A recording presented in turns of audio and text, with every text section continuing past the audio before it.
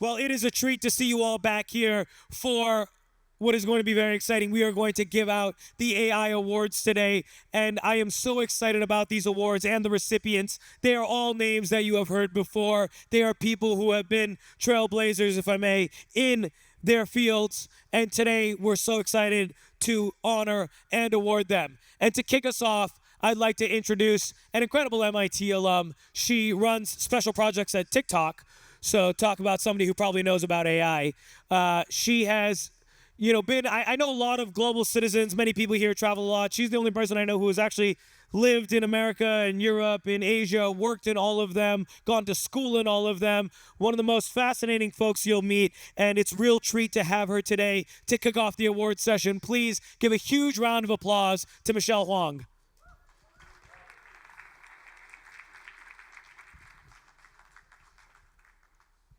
Hello, test. Okay. Wow, great. It's a great honor to be here, and I know I'm standing between you and lunch with a hangry crowd, so we'll keep this really short. But this is truly a treat for all of us here to recognize the MIT's best. So I am very honored, along with Songyee and Whitney here, to announce this year's AI award winners. Next slide. So to give people a little bit background on what the awards are, so AI Award really recognize individuals who exemplify MIT's mission to serve the nation and the world through science and technology. We have 4 categories here. Our Lifetime Achievement Award are people who really pioneered and breakthrough and really changed the industry. The Better World Award is for people who committed to build a diverse, inclusive technology community. The Trailblazer Award recognizes individuals who are pioneering a new field. And the Rising Star Award goes to folks who are young innovators and is a reminder that it's never too young to start changing the world. So with that, and without further ado, we'll announce this year's Lifetime Achievement Award. Drum roll, Ray Stata. Woo!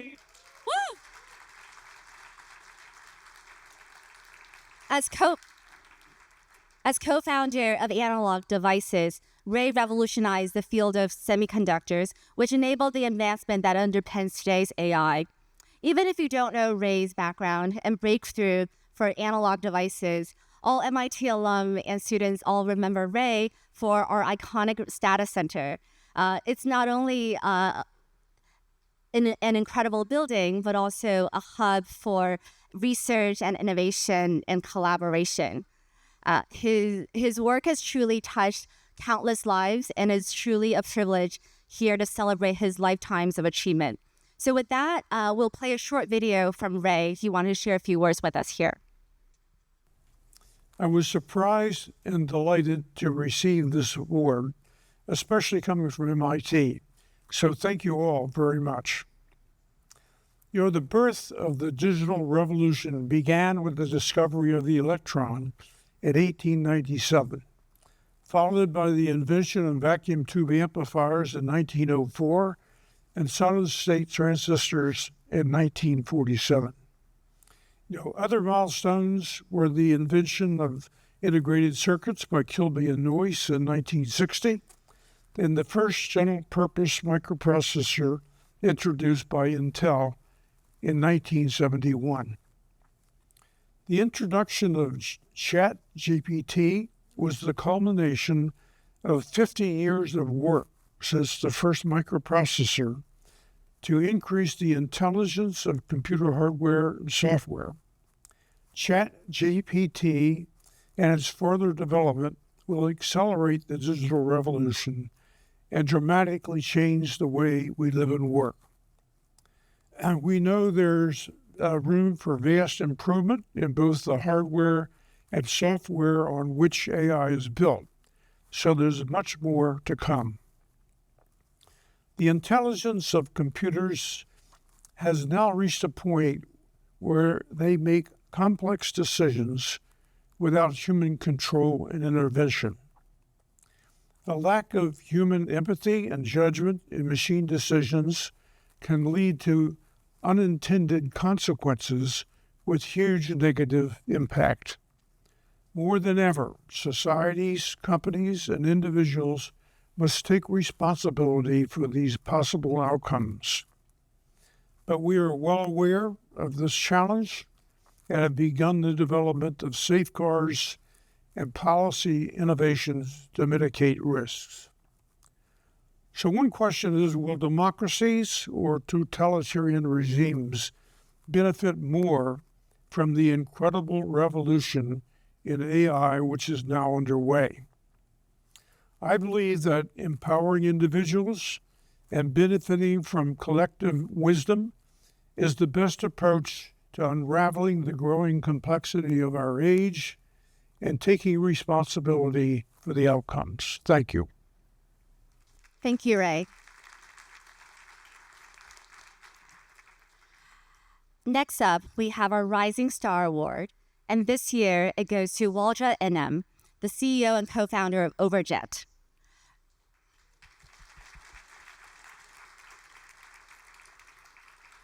For those who are not familiar, Overjet is a leading AI company in the dental industry. Wardah received her PhD from MIT, and while she was doing her postdoc, she had a personal experience switching dentists, and as a result, switching a completely new dental plan. So that got her interested in applying AI and technology on dental diagnostic. So today, Overjet uses AI to transform the industry to improve the accuracy and patient outcome. So even if you haven't heard of the company, when you visit your dentist, you might have already been experiencing Wardah's work. And we can't wait to see the impact she continues to bring to the healthcare industry and beyond. So with that, we'll hear a few words from Wardah as well. I'm honored to receive the MIT AI Rising Star Award. Thank you so much. I've been asked to answer two questions. Number one, how do you envision the evolution of AI in the next 5 to 10 years? What breakthroughs are you most excited about? AI is evolving so fast that it's hard to predict where we will be in the next 5 to 10 years. In the near future, I'm very excited about multimodal models and agentic applications, so agents helping us do the mundane tasks, the repetitive tasks, so we can speed up and do much harder tasks and be more productive. And then in the next 5 to 10 years, I do think AGI or superintelligence will start to emerge, not in every dimension, but in many of the dimensions, and that will start to change how we view work and how we view different aspects of our lives, which I'm fascinated to see how that will shape up. And in healthcare, where I focus on, we're sometimes limited because of some of the artifacts or workflows have not been digitized. And the more quickly we digitize these workflows and artifacts, the more we can use the power of AI to help us provide the best care to patients, to reduce costs, and achieve the goals that we've set for ourselves. Number two question is, what advice would you share with technology leaders and entrepreneurs today? It's a great time to build. It's a great time to innovate. There's a lot happening. There's new technology getting developed. So it's to start building. But what I would really like to convey to entrepreneurs is that it's hard to build a company. And it's hard to build a company even if you're solving a small challenge or you're solving a very hairy or meaty challenge. So I would encourage everyone to go after the big challenges, the things that we thought were not possible, really put the effort to solve them, because in the end, it's going to take a lot of effort, but it should be worth it. So with that, keep building and let's aim high and let's solve very important challenges. Thank you, Wardah. Wardah was planning on being here with us in person, but unfortunately, she was a little bit sick last minute. But she sends her regards. For the next one we'll present the Better World Award. The winner is this year Professor Fotini Christia. She is, and I'll read this from my script now, she is the Director of the Socio-Technical Systems Research Center and the Associate Director of Institute for Data System and Society. Well, that was a mouthful. But from all of her titles, you might have gathered, I think her work really is at the intersection of AI, political science, and social science. Her topics include cross-disciplinary work that addresses conflict and cooperation, systemic racism, and complexities in migration. I think especially in today's world where there's increased polarization, her work really sheds light on how we can build more cohesive and peaceful society. So with that, Professor Christia sends her regards, but we do want to give her another round of applause.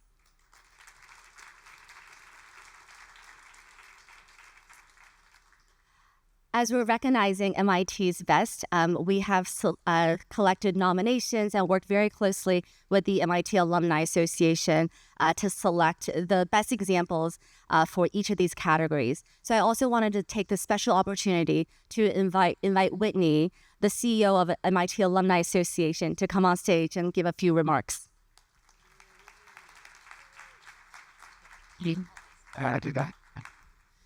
Hello, everyone. What a great gathering of MIT alumni and friends. It's fabulous to be here in New York and just see the glory of what so many of you have helped create today.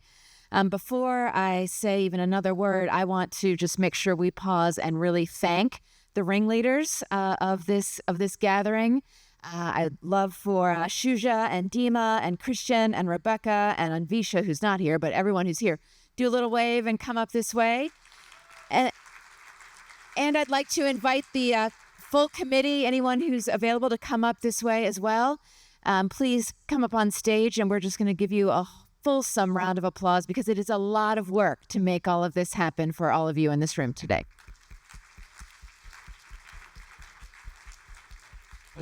Yeah. This is fabulous. Wait.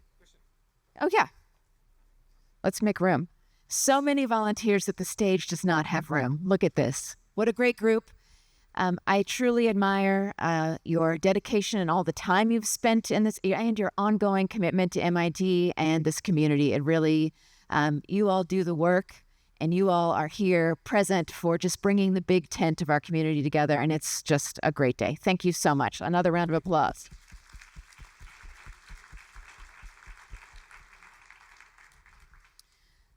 All right, so I've mentioned the big tent, the nearly 149,000 MIT alumni around the world. Many of you working in this field, this AI adventure that so many are on, and you are here today on that topic. I actually have nothing to add on the topic of AI, so I will not say anything about it. But I do have something to, know what you know and know what you don't know, right? I can say some wonderful things about each one of you. You are MIT's proof of concept walking in the world. You bring your brains and your talent and your optimism and your desire to make things better into every situation that you're in, whether it's work or in our MIT community. And I so appreciate that. And the world actually appreciates what you're able to do and what each one of you makes possible. MIT appreciates each one of you as well. I think many of you may know that President Sally Kornbluth has generative AI as one of the leading priorities in her array of areas that she's focusing on in her presidency. So I only expect more generative AI conversations to happen. And that's a way of just saying MIT is with you on this adventure and would love to continue to partner and stay close and hear what you're doing and share what we're doing so that together we can make the biggest collective difference in the world that we can. So, I'm just delighted that we're honoring several of our brightest stars here today. And I want to just say on behalf of the Alumni Association and MIT's president, Sally Kornbluth, and the whole of the MIT community, each one of you, in addition to these award winners today, are rising stars, supernovas in the making, people who are going to make a difference. And I'm so glad you're here today to build on each other's energy and carry the flag forward. And so with that, I'm going to hand it back to Michelle for one more very important award. And let's applaud Michelle for all that she's doing up here. Thank you, Whitney. I think we're all in the room here for one last but very, very special award that we're going to hand out. So for this year's Trailblazer Award goes to Drew Houston.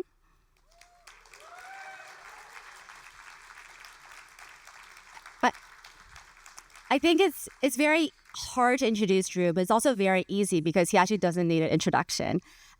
Drew, I think a lot of us have heard of that very, very fateful bus ride from Boston to New York when he was still in college, and that's when he developed the idea for Dropbox.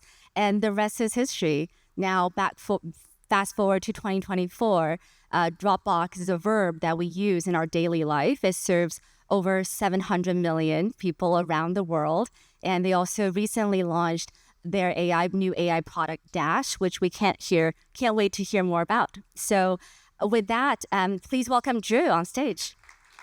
And as Drew's coming on stage, many of you may know our star MC Arun is actually a freelance rapper. So can we please invite him upstage as well to give some rapping here?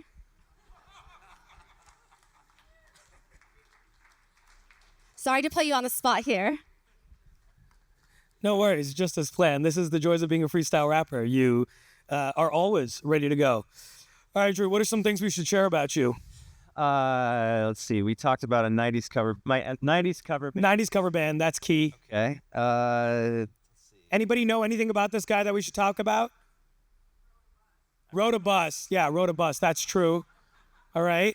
Anything else? The thumb drive. The thumb drives. All right, let's see what we can do. The what? I'm on the board of Meta Llamas. Oh, yeah, llamas. Yeah, that makes sense because he's on the board of Meta and, they use that. That's good. All right, let's see what we can do. Sorry, AV people, we're about to have some beatboxing. Get ready for it. Here we go.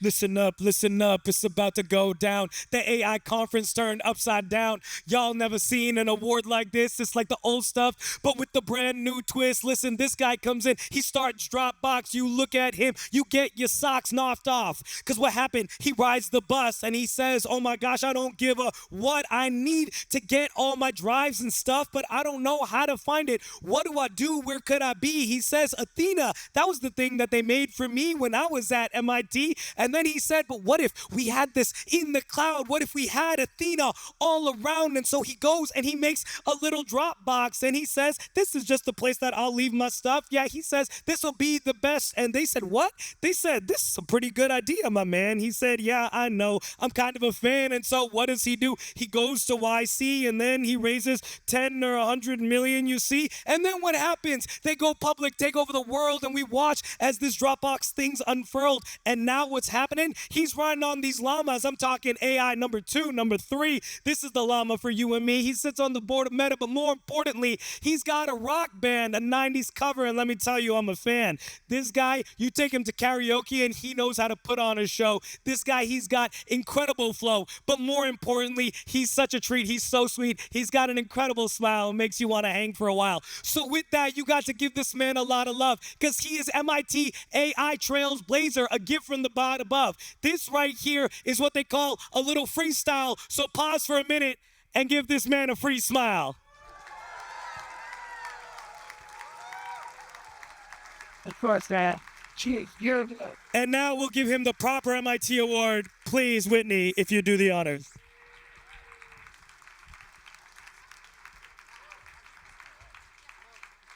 Can we give it another round for Arun?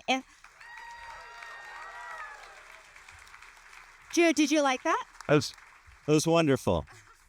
Okay, we had. I was like, we should start all of our all hands with that. Come on. We'll take that as an invitation. Okay, so this is also what you've been looking forward to today. Please invite Songyee, who's managing partner for PvP and also a member for MIT Corporation, to come on stage for a fireside conversation with Drew.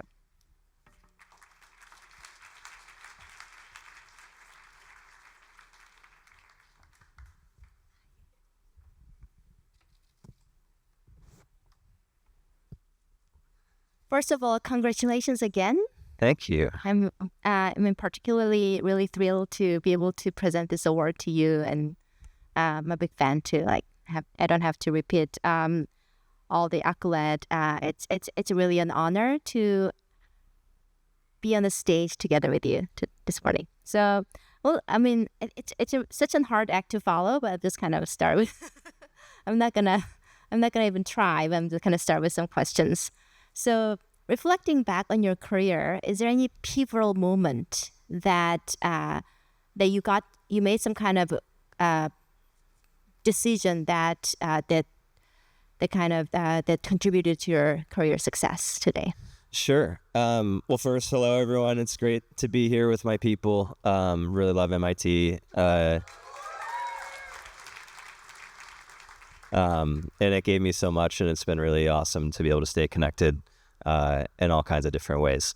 So actually, going to MIT was a pretty pivotal moment in that not just the learning, but also just like the community of people that, my co-founder at MIT. I learned what like good at math looks like at MIT. A lot of our first team came from MIT. A lot of Dropbox's culture actually sort of was inherited from MIT. It was sort of like yet another software engineering lab kind of after graduating that like never stopped. But I'd say like as far as in my career after leaving school, even just the decision to be the CEO of the company rather than staying kind of what I might have seen as my lane on the technology side. And I had worked in different startups, but I didn't really have any management experience. And like most of the stuff I ended up having to do, I had never done before. And it was uncomfortable. So I think, there are a lot of examples of this, but I think just the overall decision to try to, or trying to figure out how do I keep my personal growth curve ahead of my company's growth curve was really important. And basically keep the learning rate up after college. Some of it's like learning all the specifics of like, there's so many things you need to know of the different disciplines of business and so on. And recognizing that, a lot of the great tech founders like learned the business side on the job, and also recognizing that there are very few examples of like business people becoming great tech people on the job.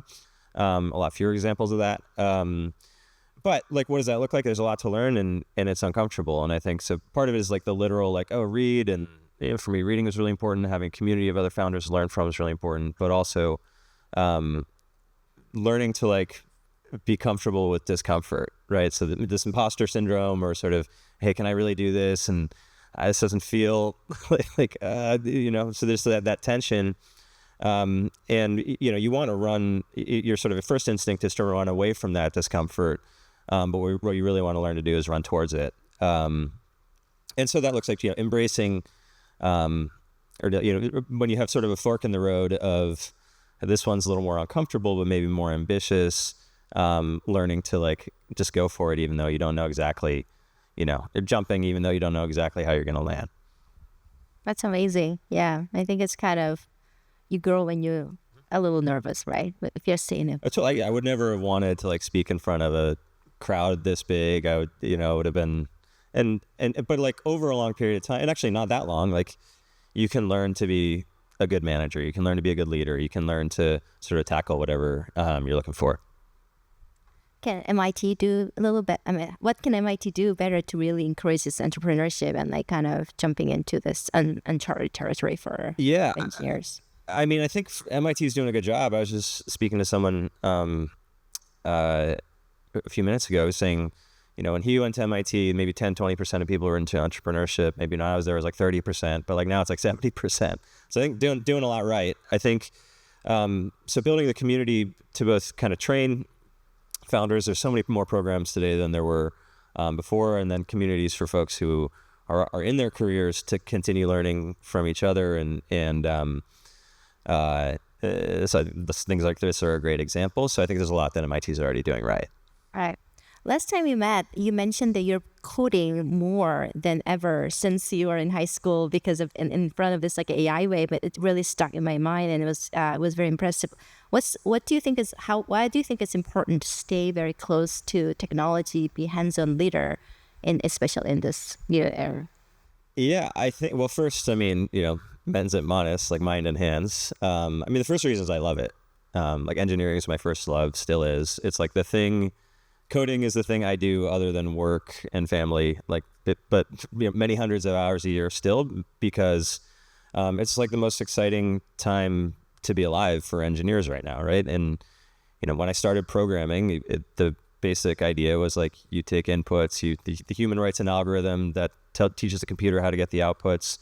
And then several years ago, I did my undergrad at MIT, but I got kind of swept into startups and didn't really do grad work. So I wanted to learn like more classical machine learning.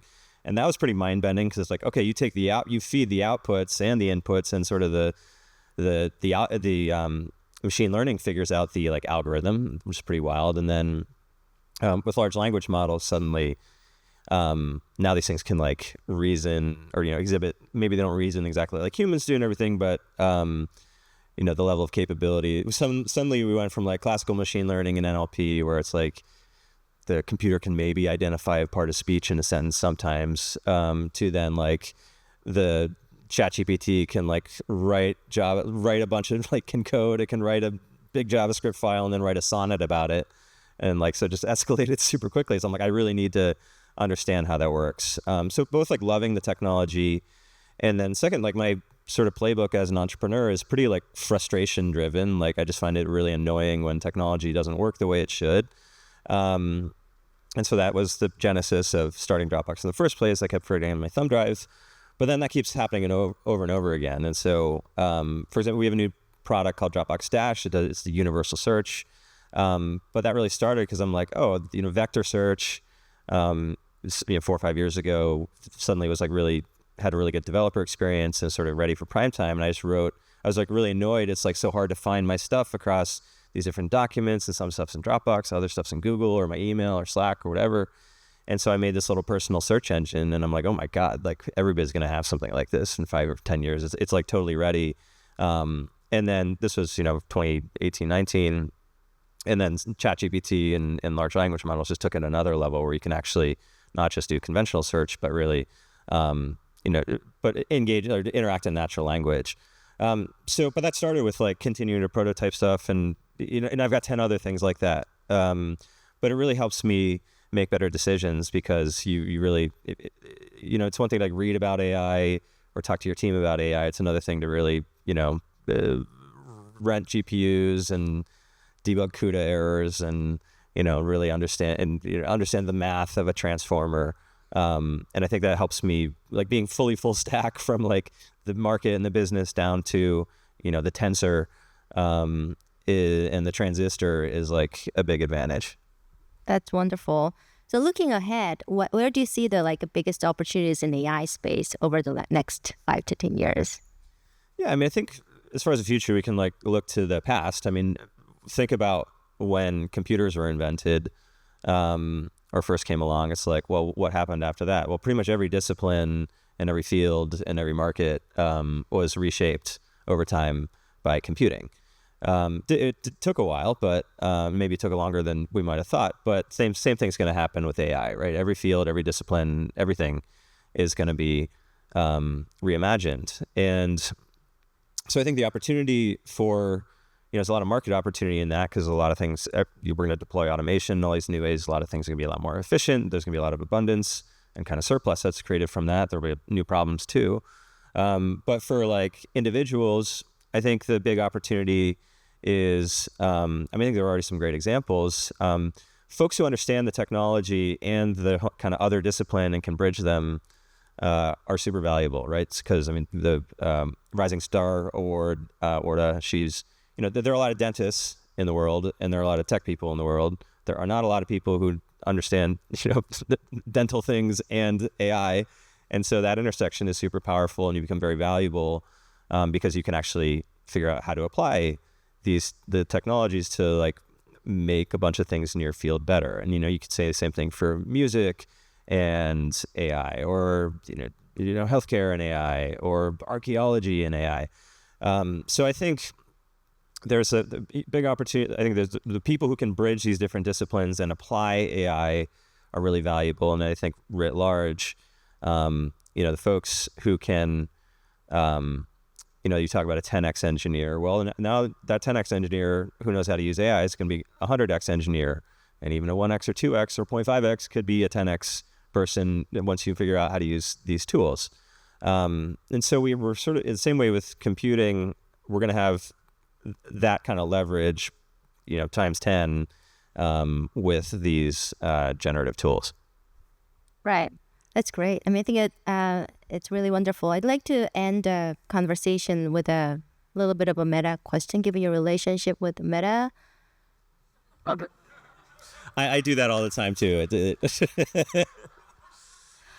What do you see as a key considerations for maintaining that human-centered approach to kind of keep that the human AI relation in check? Yeah, I mean, I think the sort of relationship between human and machine as a partnership or augmentation versus a substitute, right? So 'cause I think it's it's sort of easy to think about like, oh, the silicon brain is going to basically make our human brain obsolete when, if you really think about it, it's more like, well, actually, there are great things about the silicon brain that's scaling up in all these different ways, and that's exciting. But, anybody who's used one of these things knows that they're not perfect. Same thing can be said about humans. A lot of superpowers that humans have, but not perfect. But fortunately, the weaknesses and strengths kind of complement each other. And so, I think about this metaphor of like, we're all going to get this silicon brain that's going to have all these, that's going to help, we're going to be able to offload a lot of our busy work to it. To some extent, this already started with computing.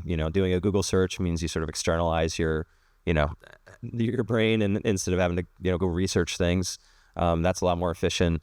And then we're going to be able to do this in a lot of new ways. But I think similarly to how, Stata talked about the evolution of semiconductors and computing. Like we started with CPUs and then we created a GPU.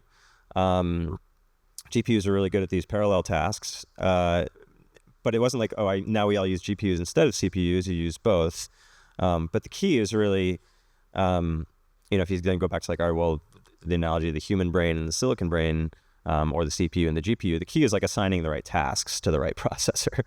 Right. Because if you assign like parallel things to CPUs, it's really slow, and there's sort of analogous things vice versa. So when we think about, we're going to need to like resegment a lot of how we do work and make sure, because we have humans doing a lot of tasks right now that could be better done by machines. Right. And then we also face a lot of information overload at work. I mean, this is the kind of thing I think about, the reason why we're working on things like search. When you look at your phone, you have like 80,000 unread messages, or emails or texts or 10 other things. Like the human brain was never meant to deal with that. But fortunately, we have machines that are like will happily read millions of documents sitting there over and cranking through that. So I think the key, a couple of things. So one is just like recognizing, instead of talking about what the silicon brain can't do, like think about what it can do, and let's find every way we can to use GPU cycles to free up human cycles. So that's through automation and things like that. And so then the humans are freed up. And fortunately, a lot of those things we're offloading are like kind of toil-filled, they're toil-filled work, not the stuff we really want to be doing anyway. And then it's also important that I think for the foreseeable future, I think most of the time the humans are still going to be in charge. And I think, there's a little bit of a category error people make when talking about AI, where they sort of jump to like level 5 full autonomy, right? So when first self-driving cars came along, people were like, oh my God, it was like 10, 12 years ago, maybe a little more. People were like, or in 2 years, there's not going to be another human driver on the road, right? And maybe we're going in that direction, but that's going to the extent that happens at all, it's going to take a really long time. And fast forward today, maybe there's like fewer than 1,000 self-driving cars on the road. Still, it's happening, but it's happening a lot slower than we expected. But if you think about it, these something like Google Maps did a lot more for self-driving. Probably a billion of us or billions of people have Google Maps, and that's a good example of like, all right, maybe it's not driving for us, but we're like delegating navigation to this machine, and that just sort of frees up a whole part of our brain to not have to worry about that. And not have to do the thing. Like my dad used to like have an atlas in the back of his car, and we had to print out MapQuest and all this sort of stuff, and miss your exit. Like we just don't have to deal with that anymore. So, but importantly, like the human is still in charge, right? You're still setting the destination. If you don't follow the thing, if you don't follow the route, like it'll reroute you. So I think like, and then even with like evolution of things like chess, eventually chess like became totally autonomous and beat humans, but along the way is a expert human plus a computer could beat the best autonomous computer for a long time. So I think that for a lot of reasons, it's going to look like that. So I think we should sort of plan on that, like keep humans in charge and in the loop, but automate a lot of the toil and free people up. That's great. Yeah, I'd love to continue, but I think I kind of get worn about the time. But anyway, thank you. Thank you, everyone.